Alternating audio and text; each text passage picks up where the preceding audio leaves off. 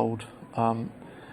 He won on his first start for Tom Ward and his team here on the 27th of November. He'd been off the track for a long time. And that was just since he obviously left Clive Cox in the interim, and you'd imagine he'd had a massive setback having that amount of time off. Then we saw him at Lingfield behind Sword Excel and Boom the Green, which is a solid sort of standard race. And Adam Kirby rode him that day, and he had to use a little bit of horse to get a position from a wider draw.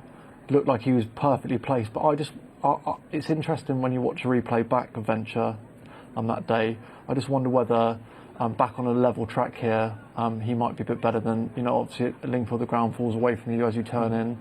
I just didn't know if he looked 100% comfortable, so it'd be interesting to see how he handles back at Kempton. And he'd been improving with every run up until then. He was a decent enough maiden back at Windsor, and then fourth over course and distance, then the win. That you'd imagine that there would be more to come from him. Oh no, definitely. His form was fairly solid, and obviously that evening when he got off the mark after a long break, you were kind of under the impression that he would obviously build on that plenty. And he was slightly disappointing at Lingfield. Not massively, he wasn't beating miles by any means, but you kind of felt it was another stepping stone, and he was going to continue that sort of trend. He was well supported that day. He went off 3-1 favourite, so I believe there's probably a little bit more to come from this horse. But it would just be, Holly's life's going to be difficult from stall 11. How tactically she rides this race. Lightly raced Venture going to post, and one who isn't lightly raced is Enthar, who had 15 runs last year when switched to Stuart Williams, and generally held his form pretty well throughout it, mainly racing over 5 furlongs, but a few good runs over 6 as well, including here last March. How did you rate his chances? Enthar's, we haven't seen him for 43 days. He's a model of consistency, sort of floating around the 70 mark. He's run off the mark of 75 this evening. He ran extremely well off 76 last time on the 13th of December at Chelmsford. I would be of the opinion he had 2 starts over 5 furlongs, one at Kempton and then at Chelmsford, as I say, in December. And I just feel that maybe 6 furlongs might be better for him on the all-weather.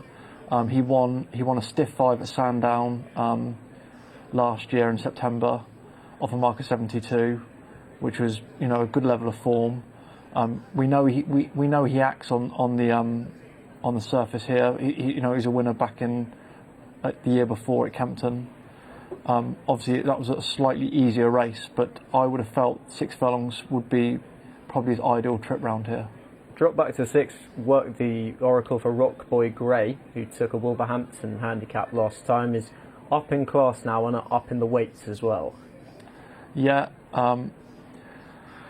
he was good he was a 2.5 length winner at Wolverhampton at the end of December last year, and he wasn't the quickest in the stride, but he travelled around with ultimate fluency that day, and Luke Morris sort of shook him up just coming off the home bend and put the race to bed quite quickly. And I felt he was better than the winning margin because he was just lugging left when he was in front and he didn't have any company. So I know he's taken a fair hike in the weights, £8 rise, but I think there's probably a little bit more to come from him.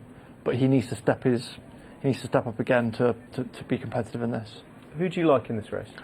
My fancy in this race is Barrington of Mick Appleby's. He's been, in the past, has been a horse that's won off a mark of 87. So that was in 2018. That was a long time ago on the turf.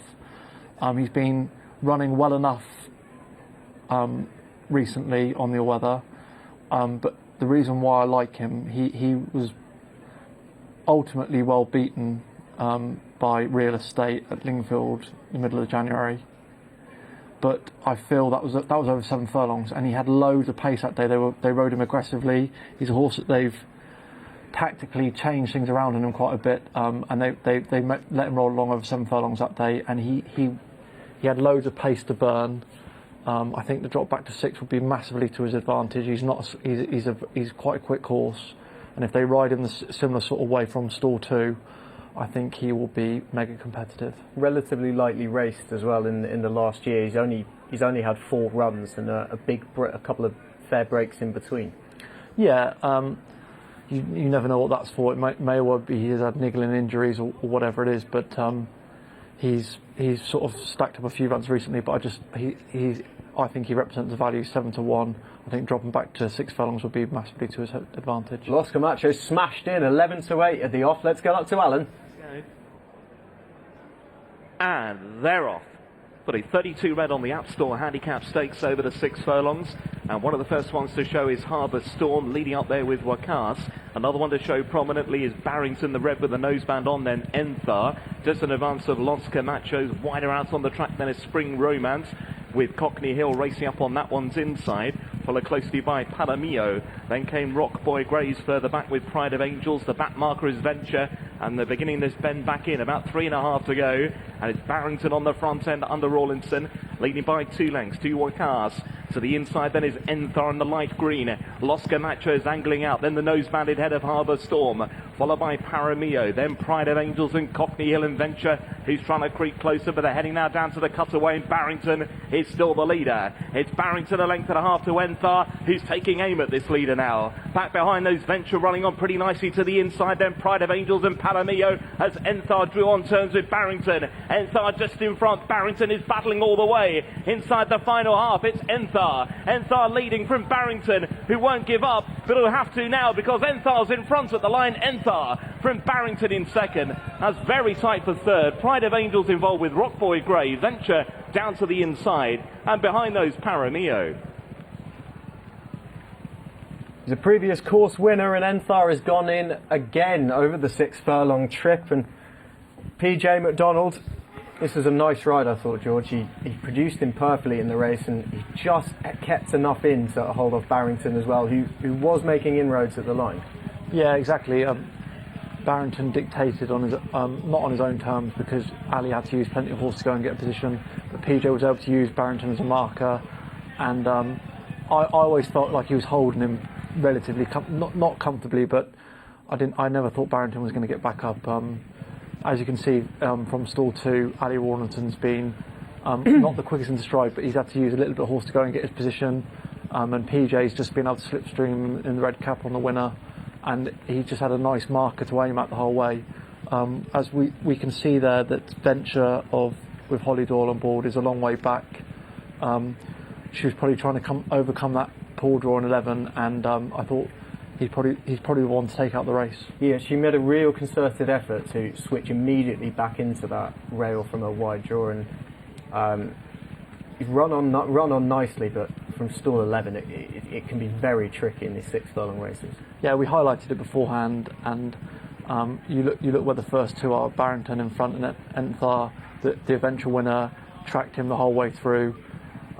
Holly's tried to overcome a poor draw, and it's always difficult because you almost need the leaders to capitulate and come back to you, and they haven't done that. But he's run with plenty of promise, and he looked like he was going to make third, and he just folded up late on. But I think he did that because he sort of went to go and win the race, sort of thing. Stalls 1 and 2 provide the top 2. Let's have a look at the head-on. Anything in behind that you particularly want to give a mention to? The front 2 on this evidence that nothing was getting into the race. No, definitely not. I think Barrington's. I think that this trip is spot on for him. Maybe if he'd broken a little bit more alertly, it would have made his life a bit easier. But PJ's had the perfect trip, sort of Kempton trip, stalking this horse, and Stuart Williams has placed, as we've seen throughout the winter. He's not just throughout the winter. He's amazing at placing his horses, and place well found. Obviously, 2 runs over 5 furlongs for Enthar. 6 furlongs looks spot on for him. It's a 3rd win for Stuart Williams and Enthar, and a double on the night for PJ McDonald, having won earlier with T-Bay. First impressions of the form, I don't know, it seems a little bit muddling. Oh, I don't think so. I think Enthar is very consistent and has been running well off this sort of mark for a long period of time. They've been playing around with Trip, trying to find what he's comfortable with. In the past, he's been a horse that I always felt didn't really, at times, could be a hard horse to get to apply himself, but he's got much more easier to deal with the older he's got, and I'm sure there'll be more races to be found with him, and he sets a decent marker. And Barrington, as we know, has been a much higher class horse in the past, and now they've maybe found that his ideal circumstances, he may well go on from this. And playing with his tripper around as well. The drop back to sprinting looked to really suit this time, but Enthar has clocked his 4th win of his career, and a double on the night for PJ McDonald, 9-2 for Stuart Williams. Second, Barrington 7-1. Third, Pride of Angels 33-1. And on the clock, 111.49, 0.99 above standard, 0.17 furlong per furlong.